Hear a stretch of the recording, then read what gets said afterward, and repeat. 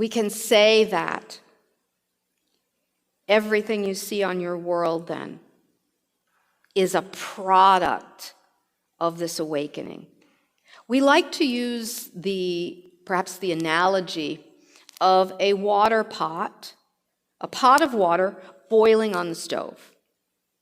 So the heat source of the stove can be likened to your awakening consciousness, being heat, light, that activates the physical substance of you.